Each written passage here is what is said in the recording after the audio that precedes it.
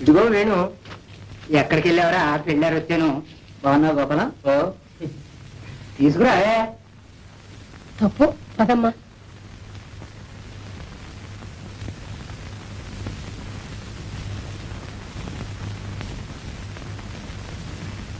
పోనీ అమ్మా, సిగ్గుపడుతోంది. అస్సది నీ దగ్గర దానికి సిగ్గేంటి వెంకట? అదే అంటాను. అయినా ఇప్పుడు ప్రత్యేకించి చూడాల్సిన పనే ఉంది. భారతి నేను ఎరగనా, మా గోపాలం ఎరగనా? ఎగ్గు ఎప్పటికేం లేని సంబంధం. చూసేదేమిటి? కానివ్వండి. కానియడానికే ఉంది.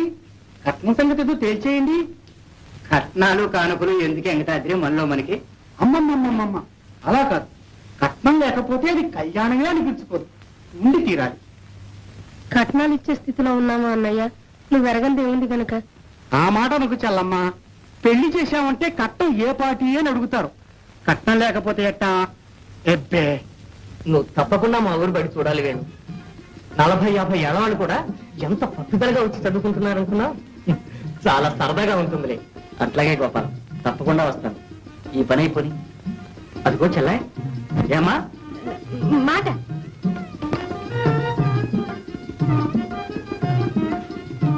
ఆ మాట ఏదో ఇట్లా వచ్చి చెప్పకూడదు.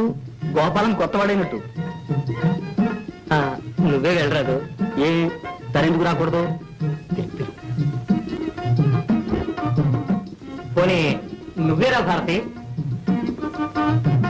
పర్వాలేదులే, రా. ఆ మాట ఏమిటో అక్కడి నుంచి చెప్పేసి. ఏమిటో నాకు తెలదు. ఆదుకోటయ్యా, ఇదే మరొకరైతే ముక్కు పిండి 3000 పుచ్చుకోకపోయేవాడినా. అదృష్టవంతులమే. 500తో మమ్మల్ని వదిలేవు. అవును ఎవరమ్మా, మార్కెట్ రేట్ అట్టా ఉంది. సద్య కట్నాలకు కూడా మార్కెట్ రేటే. అవును, ఎవరిని అడుగుతావు అడుగు. బియ్య చదువుతుంటే 20,000, ఇంటర్నెట్ అయితే 10,000, మెట్రికులేషన్ 5, థర్డ్ ఫారం అయితే 3,000. అవునవును, పైగా ఉంది. మరి ఆలస్యం ఎందుకు? ఈ వైశాఖంలోనే. ఈ వైశాఖంలోనా? మరి ఏమనకండి, శుభస్య శీఘ్రం అన్నారు. అరే గోపాలం, ఈ వైశాఖంలోనే పెళ్లి జరిగి తీరాలి. ముహూర్తం పెట్టిస్తాను. సెలవు. నమస్కారం అండి, వెళ్ళొస్తామండి.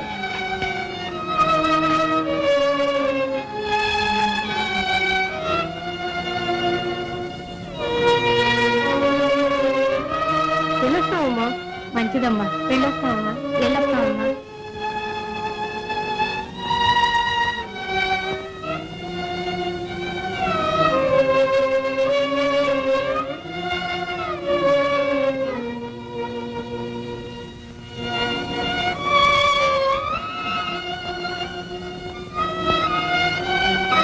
మిగిలినయ్యి 4 బస్తాలు. ఇంత దగ్గర ముహూర్తం పెడితే తూగటం ఎట్టాగా? ఊగు, ఉయ్యాలు కట్టుకుని ఊగు. అతనికేం అక్కర్లా. అయితే మళ్ళీ ఆ సాగరయ్య గారినే పట్టుకోవాలన్నమాట. కానీ ఈ వారం కూడా ఆయన మీదే బారేద్దాం.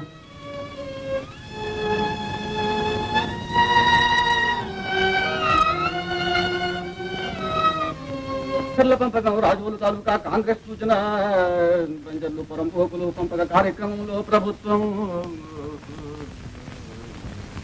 పెంచిన భూములను మంజూరు చేయాలని రాజకీయ బాధితుల దరఖాస్తులకు మేరకు నిరభ్యంతరంగా పట్టాలు ఇవ్వాలని ప్రభుత్వాన్ని కోరుతూ రాష్ట్ర 2వ పంచ ప్రణాళిక మార్చి ఆఖరి వారం ఎవరు? రాధా. మందులోకి మేకపాలు కావాలన్నారట. ఓహో, ఆమె ఇప్పుడే వైద్యుడి కోసం అటు వెళ్ళింది. దొడ్లో పని మనిషి ఉంది. నువ్వు కాస్త అటు వచ్చి ఆ గిన్నెలో పోయి వెళ్ళు. అయ్యా, ఇప్పుడు వచ్చావు, పని మీద ఉన్నావు.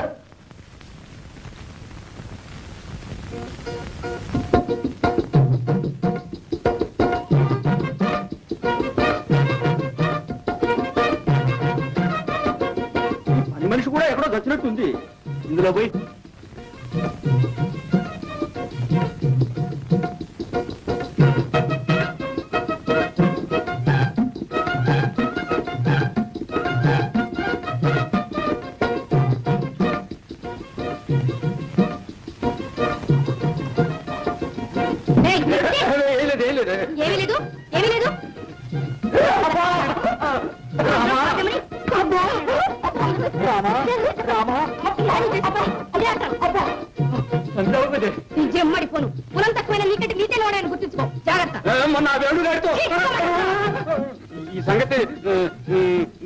చెప్పలేదుగా. ఓహో అదే సంగతి.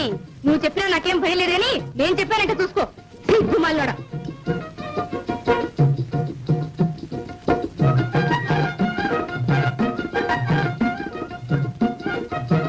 పొద్దున్నే లేచి ఎవరి ముఖం చూశాను? ఎవరి ముఖం ఏమిటి? నీ ముఖమే చూసుకున్నారుగా అర్థంలో. తెల్లవారు లేస్తే అన్ని అబద్ధాలేనా? ఊళ్ళో పురాణం ఉందని పొమ్మన్నారు. నా బొంత అక్కడే లేదే. లేదు లేదు. అరే మా వెంకయ్య గారు సుబ్బయ్య చెప్పాడా? అయ్యో బాబు ఉర్మాయిపోయినా. అయ్యో వాళ్ళేంటి అన్ని వలకపోసారా?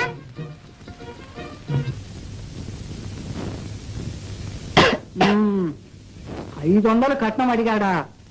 ఆశకు అంతు లేదంటారు. ఇదే సది ఈ కట్నాలు వచ్చి కొంపలు ఆర్పేస్తున్నాయి. నిజం. నాకు పిల్లలు లేరు గాని ఉంటేనా కట్నం అన్నవాడిని గడప ఎక్కనిచ్చేవాడినా. చిత్తం ఈ శుభకార్యం శుభకార్యం అవుతుందట గాని కూర్చో. చూడు కోటయ్య, పాత బకాయి ఈ 500 కలిస్తే తడిసి మోపెడవుతుంది. మరి దానికి ఏమైనా హామీ ఉండటం మంచిది కాదు. నా మాట కంటే నా బాబు మాటలు మాటల్లాగే ఉంటాయా? ఇప్పుడు నీ కొడుకు పెద్దవాడయ్యాడు, వ్యవహారవేత్త కూడాను. ఆడి మోకం ఆడికేం తెలుసు. నా మాటకి ఎదురు చెప్పండి. అయితే ఒక పని చేయండి. మీరిద్దరూ కలిసి 2 ఏళ్లలోగా నా బాకీ తీర్మానం చేయలేకపోతే మీ ఇల్లు నాకు స్వాధీనం చేసేట్టు ఒక జాయింట్ తనఖా దస్తావేజు రాసివ్వండి. చాలా పెద్ద షరతులు పెడుతున్నారే. కాగితాల మీద పెట్టడమే గాని ఇవన్నీ అమలు జరుపుతామనే. ఇదిగో నేను ఒక ఉపాయం కూడా చెప్తాను విను. పాపం పిల్లలు గలవాడివి. నువ్వు ఎప్పట్లాగా నా పొలం కౌలు చేసుకుంటూ మీ వేణు నా దగ్గర పాలేరుగా పెట్టావంటే 2 ఏళ్ళు ఎందుకు 1 ఏడాదిలోనే తీర్చేయగలవు. ఏమిటి ఆలోచనలో పడ్డావు? ఏమీ లేదు. ఆలోచించుకో. దీనికి ఇష్టపడితేనే డబ్బు తీసుకెళ్ళు, లేదా నీ ఇష్టం. సరే అట్టాగే కానీ.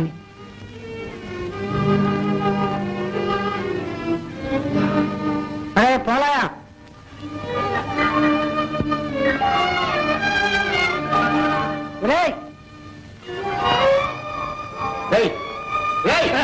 అయ్యగారు పిలుస్తున్నారా? నేను వీరి అబ్బాయి వేణు లేడు, అతన్ని పిలుచుకొని రా. ఎవరు? వేడా? నేను ఒరే కంచులు, నువ్వు పోయిరారా. చిత్తం బాబు, కొన్ని కరణాన్ని పిలుచుకొస్తావా? ఎవరు? కరణ సాంబయ్య గారిని రా. ఓ రైట్ గా. రంగారావు, దస్తావేజు ముసాయిదా చెప్తాను, ఇక్కడికి రా.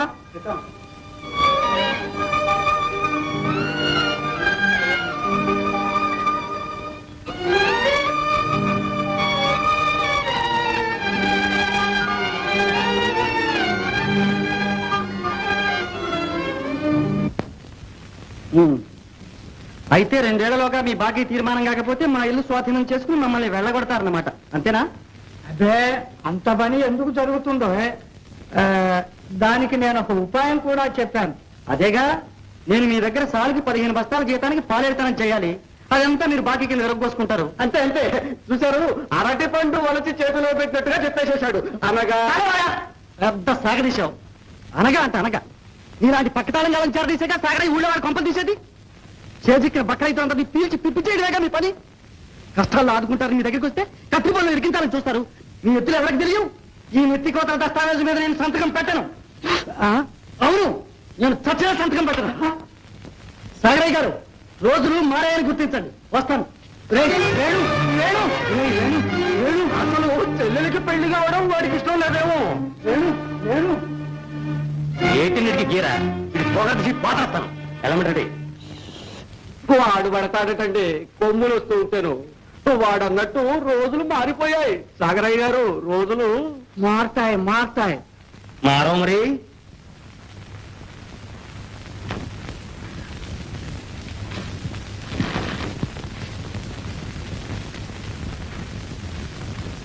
మన ఇల్లు ఉంటే కదమ్మా, ఈ ఇంట్లో ఉన్న మనుషులు కూడా తన స్వాధీనం చేసుకోవాలని చూస్తున్నాడు.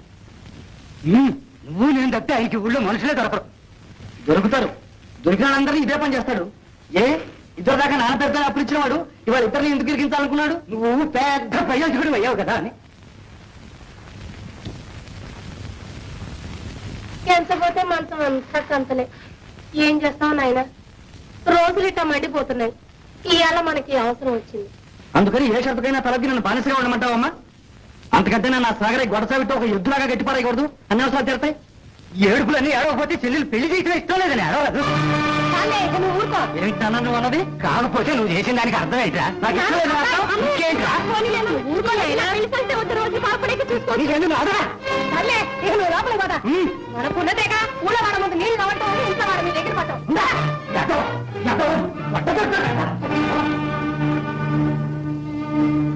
చూసావమ్మా ఎంత మాట అన్నాడు? ఊరుకోలేయా ఊరుకో. నాన్న కోపం నీకు తెలియదు. నీ పెళ్లి నీ వద్దంటాను కల్లో ఉన్నా.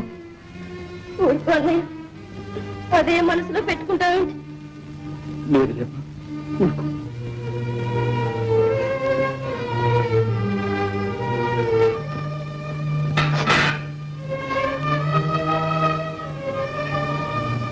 నీతో వచ్చిన సావేది కోపం వస్తే ఒళ్ళు తెలవదు. ఎంత మాట పడితే అంత మాట అనేస్తాం. అని ఎంత బాధపడుతున్నారో తెలుసా? నువ్వు పడుతున్నావు బాధ. లేదులే, నువ్వు ఒక్కడే పడుతున్నావు బాధ. ఇందా